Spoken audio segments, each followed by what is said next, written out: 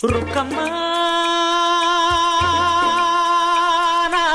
ನೂರು ಊರು ನೋಡಿ ಬಂದೆ ರುಕ್ಕಮ್ಮ, ನೂರರಲ್ಲೂ ನಮ್ಮ ಊರೇ ಊರಮ್ಮ.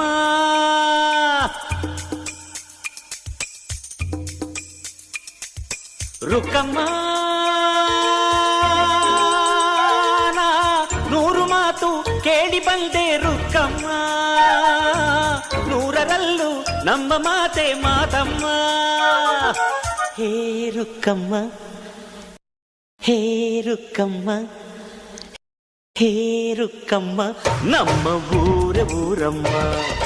ಹೇ ರುಕ್ಕಮ್ಮ ನಮ್ಮ ಯಾರು ಮಾಡಕ್ ಸಾಧ್ಯ ಆಗಲ್ಲ.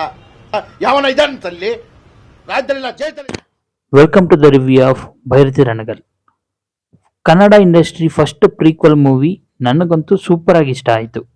Shivraj Kumar as a lawyer as gangster ತುಂಬಾನೇ ಚೆನ್ನಾಗಿ ಆಕ್ಟ್ ಮಾಡಿದ್ದಾರೆ.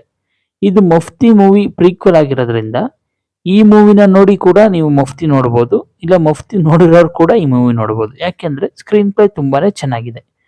ಫಸ್ಟ್ ಹಾಫ್ ಸ್ವಲ್ಪ ಲೆಂತಿ ಅನ್ನಿಸ್ತು, ಬಟ್ ಒನ್ಸ್ ಶಿವಣ್ಣ ಗ್ಯಾಂಗ್ಸ್ಟರ್ ಆಗಿ ಟರ್ನ್ ಆಗಾದ್ಮೇಲಂತೂ ಮೂವಿ ನೆಕ್ಸ್ಟ್ ಲೆವೆಲ್ಗೆ ಹೋಗುತ್ತೆ.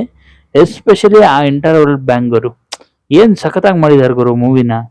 ಒಂದೊಂದು ಫ್ರೇಮ್ ಇರಲಿ, camera quality, back ground music, ಎಲ್ಲ ಆಸ್ಪೆಕ್ಟ್ಸ್ ಅಲ್ಲಂತೂ ಈ ಮೂವಿ ಕ್ವಾಲಿಟಿ ಮಾತ್ರ ಸೂಪರ್ ಆಗಿದೆ. ಇನ್ನು ಕ್ಯಾರೆಕ್ಟರ್ಸ್ ವಿಷಯಕ್ಕೆ ಬಂದ್ರೆ, ಮಫ್ತಿ ಮೂವಿಲಿ ನಾವು ನೋಡಿರೋ ಈ ತಂಗಿ ಕ್ಯಾರೆಕ್ಟರ್ ಈ ಮೂವಿಲೂ ಕೂಡ ಚೆನ್ನಾಗಿ ಪರ್ಫಾರ್ಮ್ ಮಾಡಿದ್ದಾರೆ. ಎಸ್ಪೆಷಲಿ ಅಣ್ಣ ತಂಗಿ ಸೆಂಟಿಮೆಂಟ್ ಅಂತೂ ತುಂಬಾ ಚೆನ್ನಾಗಿ ವರ್ಕ್ ಆಗಿದೆ.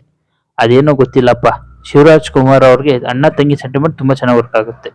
ಇನ್ನು ಹೀರೋಯಿನ್ ಬೇರೆ ಮೂವಿಗಳ ತರ ಕ್ರಿಂಜ್ ಆಗೂ ಇಲ್ಲ, ತುಂಬಾ ಇಂಪಾರ್ಟೆನ್ಸು ಇಲ್ಲ, ನಾರ್ಮಲ್ ಆಗಿದೆ. ಮಫ್ತಿ ಮೂವಿಲಿ ನಾವು ನೋಡಿದಂತ Bhairathi Ranagal character background ನ ತಿಳ್ಕೋಬೇಕು ಅಂದ್ರೆ ಈ ಮೂವಿನ ನಾವು ನೋಡಬೇಕು. ಪಾಸಿಟಿವ್ ಬಂದು ಈ ಮೂವಿ ಅಂಡ್ ಪರ್ಫಾರ್ಮೆನ್ಸ್, ನೆಗೆಟಿವ್ ಬಂದು ಈ ಮೂವಿಯ ವಿಲನ್ ಸ್ವಲ್ಪ ವೀಕ್ ಅನ್ಸಿದ್ದಾರೆ. ಯಾಕೆಂದ್ರೆ ಶಿವಣ್ಣ ಅವರ ಪರ್ಫಾರ್ಮೆನ್ಸ್ ಅಷ್ಟು ಚೆನ್ನಾಗಿದೆ. ಆ ಕನ್ನಡ ವಿಲನ್ಸ್ಗಳನ್ನ ಯಾರಾದ್ರೂ ಇವ್ರು ಹಾಕೋಬೋದಾಗಿತ್ತು, ಇರಲಿ ಬಿಡಿ. ಬ್ಯಾಕ್ ಟು ಬ್ಯಾಕ್ ಕ್ರಿಂಜ್ ಮೂವಿಗಳನ್ನ ನೋಡ್ತಾ ಎಲ್ಲ ಕೆಟ್ಟಿರೋರ್ಗೆ ಇದೊಂದು ಒಳ್ಳೆ ಮೂವಿ. ನಾನಂತೂ ಥಿಯೇಟರ್ ಅಲ್ಲಿ ತುಂಬಾನೇ ಎಂಜಾಯ್ ಮಾಡಿದ್ದೀನಿ. ನನ್ನ ಕಡೆಯಿಂದ ರೇಟಿಂಗ್ಸ್ 4/5. ದಯವಿಟ್ಟು ಮಿಸ್ ಮಾಡಿದ್ರೆ ಥಿಯೇಟರ್ ಈ ಮೂವಿನ ನೋಡಿ. ಪ್ಲೀಸ್ ನಮ್ಮ ಚಾನಲ್ನ ಸಬ್ಸ್ಕ್ರೈಬ್ ಮಾಡಿ, ಶೇರ್ ಮಾಡಿ ಮತ್ತು ಲೈಕ್ ಮಾಡಿ. ನಿಮ್ಮನ್ನ ನೆಕ್ಸ್ಟ್ ಕಂಟೆಂಟ್ ಅಲ್ಲಿ ಮೀಟ್ ಮಾಡ್ತೀನಿ. Thank you.